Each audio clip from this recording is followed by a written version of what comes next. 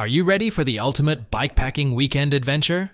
Join us for an unforgettable self-supported bikepacking trip through Southwest Virginia.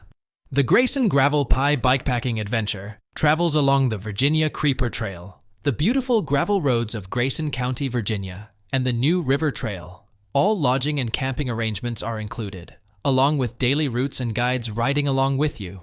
This self-supported adventure offers resupply opportunities every 20 miles for your food and water needs. Find out more at graveltraveldirt.com.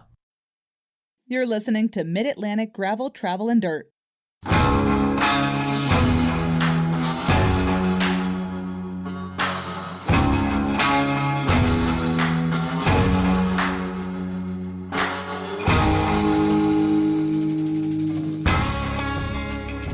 Hey everybody, I'm Brian, and this is episode 227 of Mid-Atlantic Gravel, Travel, and Dirt.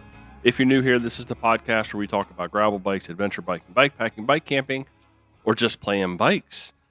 You'll notice that Joey and Jess are not here tonight. They're off doing other things, but it has been a very hot minute since we've had an opportunity, or at least I've had an opportunity to sit across the table from with you. So grab a beer, grab a coffee, grab whatever you want. We're going to talk about Allegheny Mountains Gravel Loop, the tour that I just got called in at the last minute to do, which is why we've been sort of offline and MIA for a couple of weeks.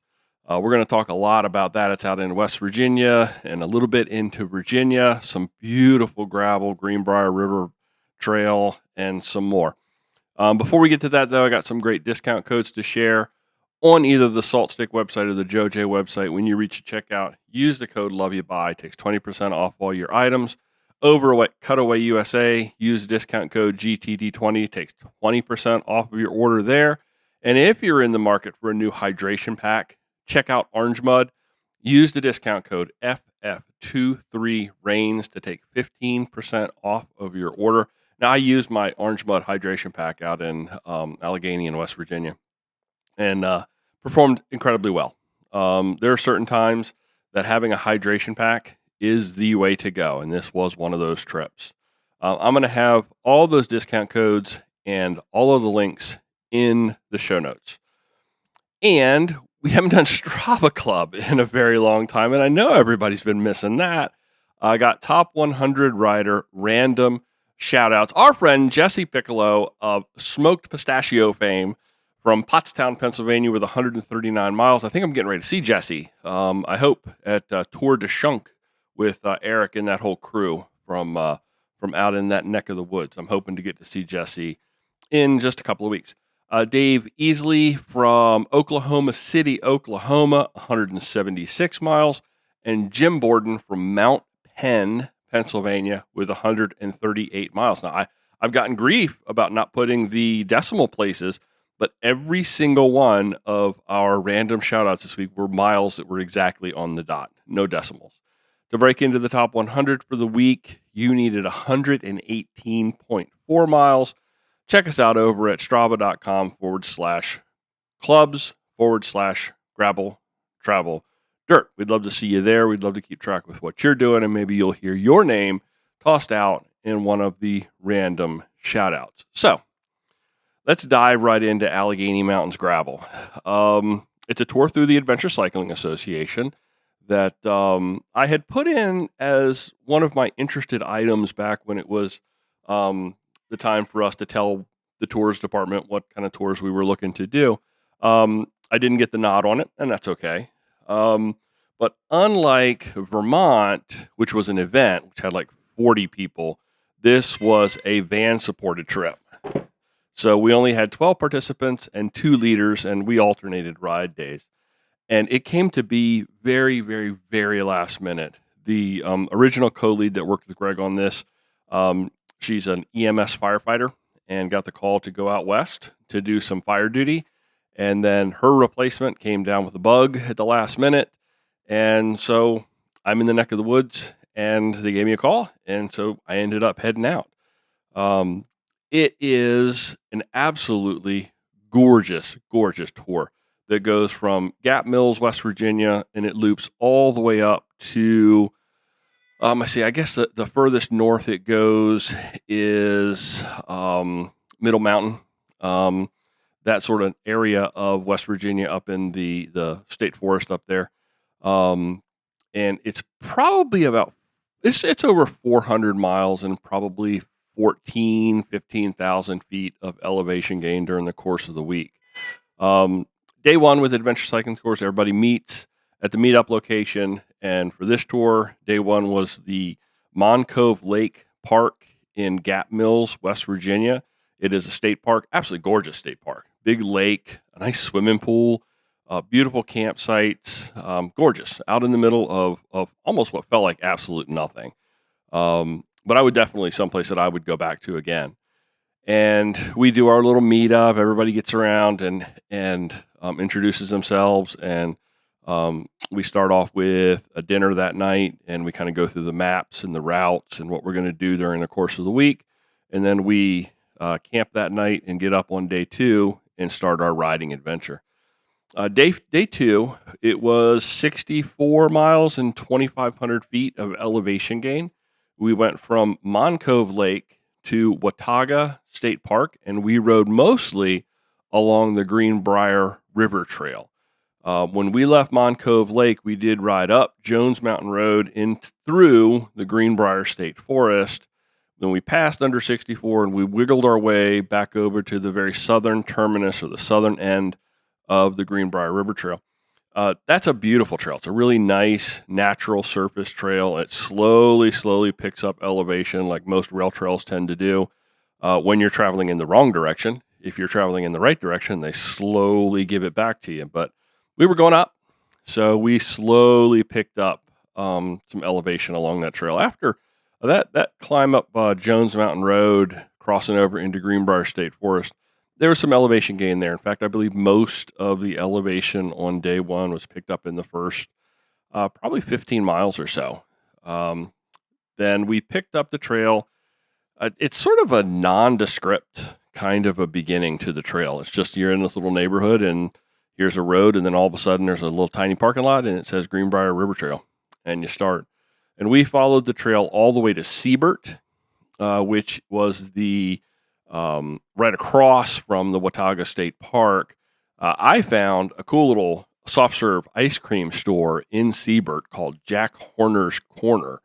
I would highly recommend that. It's I think they do like rafting, and they look like had some tubing and some other things that they did at the store. Greenbrier seems to be the perfect place for that. While we were there, though, the water was a couple of feet low, so it's really difficult for anybody to get in the water in kayaks or tubes or anything. The water seemed really low, even though we'd had a bit of rain to start the week. We crossed the river in Siebert and landed at the Riverside Campground in the Watauga State Park. Another nice little out of the way, tucked back in the corner, kind of a state park. Really nice campsites right on the river. They also have a bunch of cabins that you can rent. So if living in a tent's not necessarily your thing, then that's a great option. Watauga actually does have some really nice cabins. The next day, day three, was 37 miles, 1,300 feet of elevation. We kind of finished out Greenbrier River Trail, but we did stop in Marlinton along the way. But we landed in Cass, West Virginia. That's the northern terminus of the Greenbrier River Trail. Now, if you've never been there, the town of Cass is really kind of cool. It's like a throwback. It's the little town remains sort of unchanged since its founding in 1901. It was put together by the West Virginia Pulp and Paper Company. It was a company town for loggers who worked in the nearby mountains. And they have a railroad, and the construction of that railroad began in the same year. That railroad was used to haul the lumber to the mill at Cass. The railroad track was eventually extended to the top of Bald Knob, which, by the way, is the third highest mountain peak in West Virginia. And in 1942, the Cass operation was sold off and operated by another company, or operated by the town, until 1960, when the mill and the railroad were shut down once again. And then in 1961, Cass was actually brought into the West Virginia State Parks system. And in 1977, the company town was also made a part of the park system. And over the years, the railroads turned into more of a tourist line, or it is just a tourist line, and the town was kind of repaired and restored. Today, the railroad is in full operation, managed by the Durban Greenbrier Valley Railroad. And you can hop on a train right there at the company store and go to 3 or 4 different destinations of varied lengths of the day. So if trains are your thing and staying in little old cabins or little company houses is what they were, the entire town is probably 4 blocks by 3 blocks, little white clapboard buildings that are typically 2-story. They have modernized those houses to put sort of real bathrooms and kitchens in them. They typically sleep about 6 to 8 people, 2 or 3, sometimes 4 bedrooms, a big living room, a full kitchen, a couple of bathrooms. Really affordable too. Be a great way to spend a couple of days in the fall, in the spring, or quite frankly, even in the summer. Our group of 14 divided into 3 of those historic company houses that were right down on the river. And like I said, they're very affordable. I think I looked it up. It's like $140 for one of the cabins for a night, or one of the company houses. Shouldn't ought to call them cabins, because later on we're going to talk about cabins that are quite different.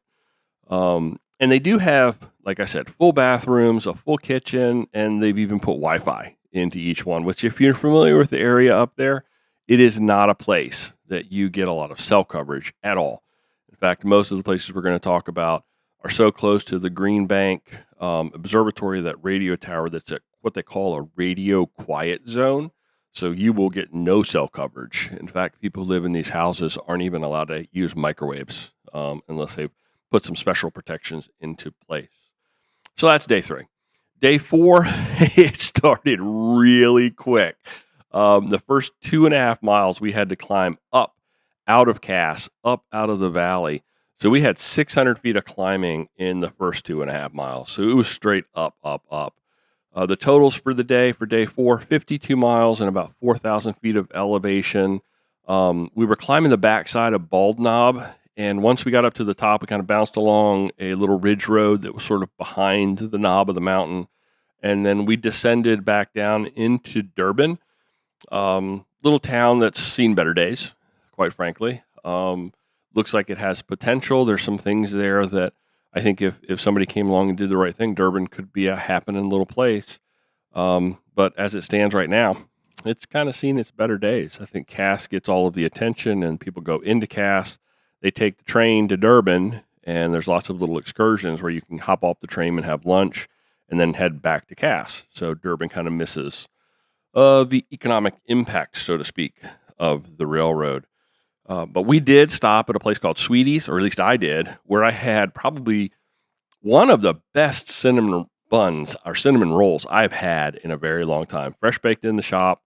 They warmed it up for me, made that morning. Absolutely perfect. And like I was talking about, when our route, when we left Durban, we picked up the West Fork Trail, which is a very roughly developed trail, but tremendous potential. I really believe there's some serious potential there to be a tourist draw, an economic draw. I mean, West Virginia's economy has shifted away from coal and away from energy to more tourism than, quite frankly, anything else. And that West Fork Trail, I think, has the potential for some serious development. It's about a 22-mile trail, and at very best condition, it was rough double track. At worst, it was sort of just a grassy field. But even when you were on the grass, you could feel that there was hardpack underneath. So it wasn't like you're riding on a lawn, if that makes sense. You still were able to maintain that forward momentum. It wasn't like you were riding through your backyard. It was very grassy, and they do keep it maintained because it was pretty obvious that grass had been clipped and it had been mowed, and the trail had been purposefully kept open. And about halfway through, it shifted back over to more of a double track. So just about the time you got kind of tired of, oh my goodness, I'm so sick of this grass and the slow going on it, it shifted back to some really hard pack double track. So all in all, I mean, would I say, hey, I want to go do it again? Probably not, because just on the other side of the West Fork of the Greenbrier, which is the small piece of water it follows a small stream or creek. At times it's bigger, at times it's smaller. There's a couple places it's dammed, and there's some beaver that have made some very large impoundments that are natural beaver made. Um, by the time you get through with that, you're kind of like, okay, it was pretty, but right on the other side of that is a gravel Forest Service road. So you kind of take your pick. I think I would do West Fork Trail because it's very unique in that you don't see anything like that. You don't see something like that much anymore. And once you've done it once, I think it's probably you can dismiss it at that point. I enjoyed it though. I enjoyed it. So West Fork Trail ended in Glady. This is where on day 4 we got our first real taste of Forest Service gravel. We entered the Beaver Dam Wildlife Management Area, and we began the day climbing coming out of Cass, and we ended the day climbing coming out of Glady, going up to Middle Mountain. Our overnight was the historic, and this is really just such a cool place, Middle Mountain Cabins. It's a group of 3 rustic cabins built in the 40s. One had burned down, I think, and it was rebuilt not too long ago. Huge grassy area with a fire pit and a pit toilet. But the coolness of this thing is, those cabins were built in the 40s under the conservation program. Each cabin, it's very rustic. There are no amenities. There are no light switches. There's no electricity. There's no anything. But each cabin has its own fireplace, and it has bunks that will sleep 4. So it was really kind of a cool place for an overnight. I think most folks opted to stay outside in their tents in the grass field, which I probably would have done as well. Except we kind of give them their first cut at where they'd like to stay, and then so we ended up in one of the cabins, which wasn't really the best night's sleep. It would have been enjoyed being outside. There were lots of owls that night. There was a great horned owl we heard early in the evening, and then there was just barred owls were just going absolutely crazy.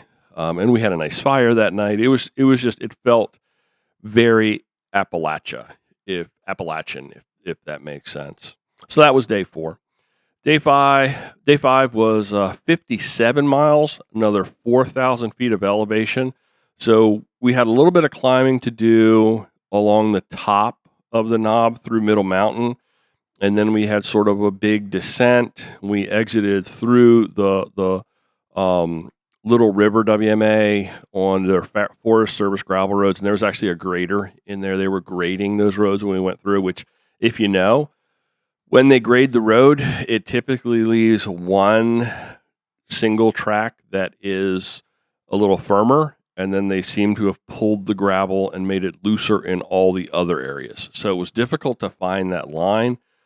I was driving the van that day, and I had a tree down in front of me at one section, but luckily the guy with the grader was there. He was working, and he was able to go over and pull the tree out of the road for me. Or I'm not sure how long I would have been there. Probably been there a little bit, waiting for something. Probably would have had to try to figure out some way to hook it up to the van, but I would have had to back it up. Let's just say I'm very glad that Mr. Mann was there with a grader, the big piece of machinery that was a cool tool, that he was able to pull that tree away. So we came down out of the mountain, hit some hardtop again, but this time we were just sort of east of Durban. So we've reached our sort of northernmost point on our adventure, and we've started to come back south. It's sort of a long, skinny oval. So we're only about 4 miles east of Durban. After we got through Durban in that hardtop, we had some of the roughest Forest Service roads as we passed out of West Virginia and over into Virginia. There was lots of places on this trip that the van and trailer were not able to drive. Obviously the trail systems, but also a lot of these roads they were impassable with both a van and a trailer. So after about the halfway mark for the day, the route dipped down into these are absolutely positive. And I did get to ride this in the van, the trailer. some of the prettiest gravel roads I have seen. These gentle grades were running down towards our overnight at the Bath County Hydroelectric Storage Station campground that is offered by Dominion Energy. So Dominion runs this pump station storage or hydroelectric. They pump the water up and then they let it come back down through the turbines, and that's how they produce their power. And it's a positive outcome on the energy. Larry, you probably know a whole lot more about that than I do. But Dominion does this really cool thing where they have a campground that's right adjacent to one of the larger impoundments, one of the larger lakes, and they've stocked it. You can swim in it, you can fish in it, you can put kayaks in it. Just kind of a very cool thing. And it was only $10 a night for a campsite. Beautiful campsites, beautiful bathhouse. Highly recommend that. That's the Bath County Hydroelectric Storage Station Campground. Just kind of a cool place. Just different. So different from where we were at Middle Mountain just the night before. Was on the top of a ridge surrounded by absolutely nothing, down to some place that was still actually surrounded by nothing, but at the same time, you felt a lot more civilized, so to speak. So day 6 was a 50-mile, 2,300 feet of elevation ride. We started off on the hardtop along Lake Moomaw in the Jackson River. So we kind of went south out of Bath County and then did a loop and came back up to the top of Lake Moomaw and then spun around and went down the other side of Moomaw, which actually then dumped out and became the Jackson River. I know that doesn't make a whole lot of sense, but if you were to look at a map and if you're trying to look at the routes, then you would be able to figure it out. We did pick up some gravel after the north end of the lake and headed on to Switzerland Trail Road.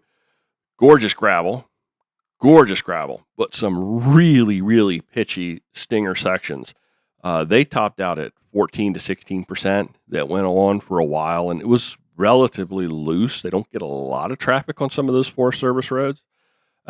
This up was followed by an even steeper down that I think I may have ever ridden on gravel that was as loose as this was. And I'm talking 20% loose gravel switchbacks where you're coming around a corner on a switchback and it almost looks like the road just drops off and goes away. And then you finally get to the point where you can see the switchback, which is maybe 300 feet in front of you, where you've got to loop back over again after dropping in at a 20% grade. It was tricky. It was very, very tricky, but a lot of fun. Again, we eventually found hardtop that took us down to the Jackson River Scenic Trail, and we took that all the way down into Covington, Virginia, where we overnighted indoors at the Quality Inn. Sorry, Joey, outside doors, murder hotel, but we all came out of it alive. Day 7's our last day. It's always sort of like kind of like a letdown. Day 7, it feels like your trip's just starting to get started, and then it feels like it's over. We had 40 miles with 4,300 feet of elevation, but it was highlighted by a very long 4-mile climb that had an average gradient of 6%. After that, I think that was at mile 14 of the 40-mile day, you had pretty much all of your climbing out of the way.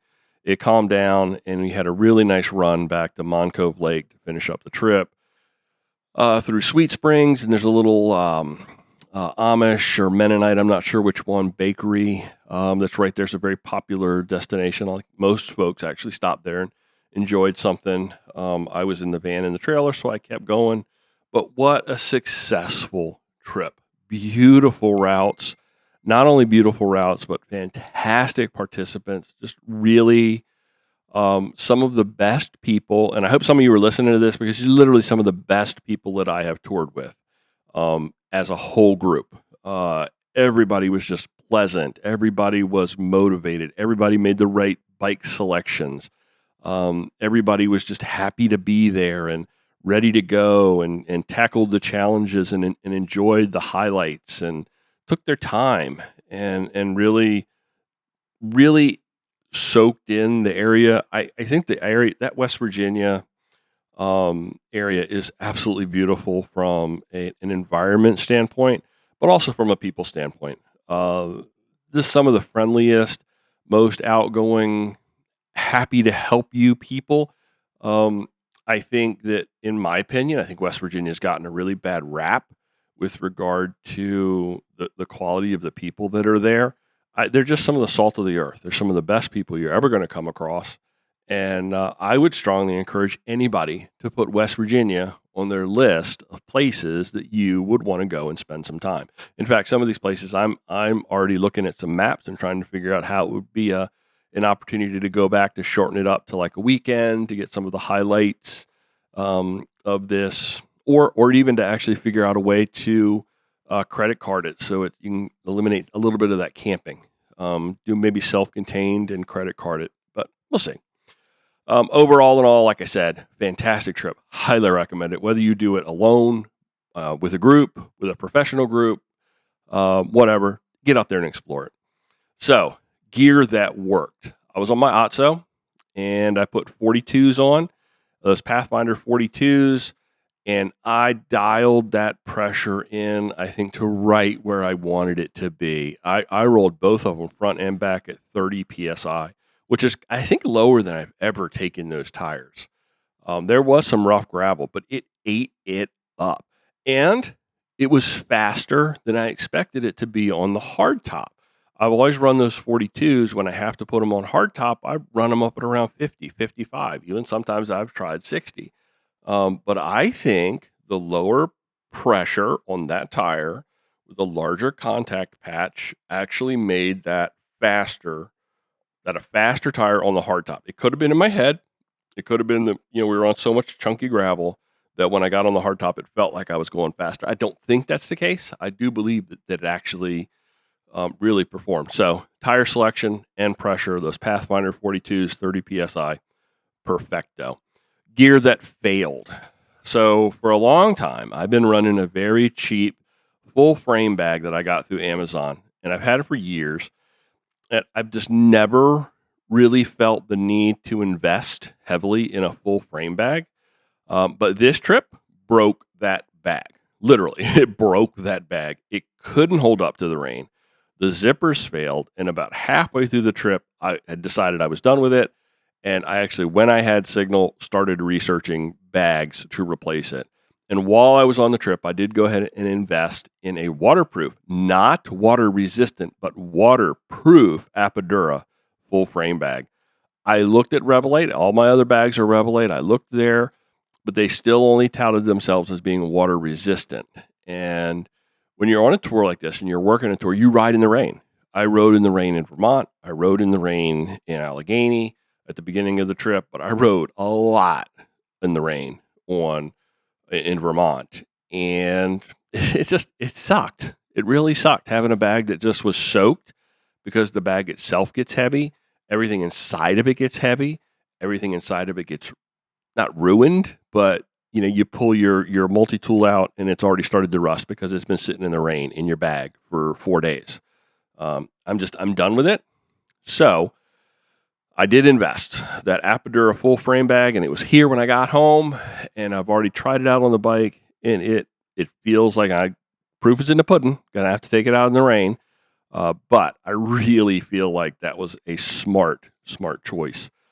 Something that not necessarily failed, but I guess in practice it failed. I've always carried a Sea to Summit ultralight inflatable pillow, and I struggle a lot with pillows, and I have tried the bulky, quote-unquote, real pillows, especially on van-supported trips, but they're just so big and so bulky. They take up so much space, and there's no way in the world you can bike pack any kind of a larger foam-filled or real, even small pillow. So I bought a second Sea to Summit Aeros pillow. So I've got the ultralight. Basically now I've got 2 Sea to Summit Aeros pillows. So what I was doing was I'd take my one pillow and I'd combine it with a stuff sack full of clothes to give the pillow more lift, but it just didn't work. So when I added this second pillow, it's another inflatable. I've tried this here at home, and leaving them both sort of somewhat softer, not fully inflated so that they're so hard, which I can't do either. Left them both kind of soft and then stacked them on top of each other. and the second one is smaller, and it's got sort of that kidney bean shape to it, and it's got a material on the bottom that sort of locks into whatever material it's sitting on. I think that's going to be a ticket that's going to really work for me. They're super small, compact to carry and pack, and it looks like it's going to work. So even though it's kind of a fail from the gear on this trip, it's not necessarily a fail. It's like a refinement, so to speak. And again, would I recommend these routes? Not just yes, but oh yes. Like I said, do it solo, do it with a group, do it with a company. They're great roads, low traffic on the hard top, obviously quiet. They're very quiet trails. You don't see a lot of other users. And the Forest Service roads are just fantastic. The gravel is just really, really sublime. We traveled, I think, a lot of the same roads that Sean Romero is doing with Kate's Mountain Challenge in that White Sulphur Springs area. So Sean, if you listen, I'm sad I missed that when you did have it, but I think I was in Vermont when you had that going on. But maybe, who knows, maybe it'll be something that if I'm around, I am most definitely, that is going to be an event, whether you want to call it a race or whether you want to call it a ride. It is going to be something that's on my radar. And I would recommend everybody. It's probably a great way to get to see the area that I'm talking about around White Sulphur Springs and Greenbrier, Lewisburg, Covington, that whole little sort of corridor. There's lots of places that you can stay. I was going to spend some time talking about Vermont, but I think I'm going to skip that. We'll save that for another day. Vermont, just suffice it to say, was beautiful but rainy, and boy, did those people, they really did. It was just pouring the rain the whole week we were there, and it's got its own set of stories. But hey, it's good to be back in front of a microphone. It's good to be back with you, my friends. Joey and Jess will be back here soon. But apologies again for the long hiatus, but it's the nature of the beast. I'm not going to do any this or that's this week because, well, that would be kind of sad to do this or that's by myself. So I am just going to go ahead and shut this thing down. Thanks, friends, for listening to this episode of Mid-Atlantic Gravel, Travel, and Dirt. If you've enjoyed the podcast, maybe consider going over and checking out us on Patreon, or maybe just go over and check out the website, buy t-shirts, some stickers, whatever the case might be. If you're looking for the website, graveltraveldirt.com, on Instagram at MidAtlanticGTD, and Joey, Jess, and I are all linked through the descriptions on at MidAtlanticGTD, and I would invite you to follow us along as well there. Mid-Atlantic Gravel, Travel, and Dirt is recorded this week right here in my, what do I call this room? Let's call this the dining room because it's all sort of one big open space, but there's a dining room table here. So I'm going to call it my dining room. Thanks for riding along, everybody. Until next time, do good, be nice, go slow, respect others. Love you, bye.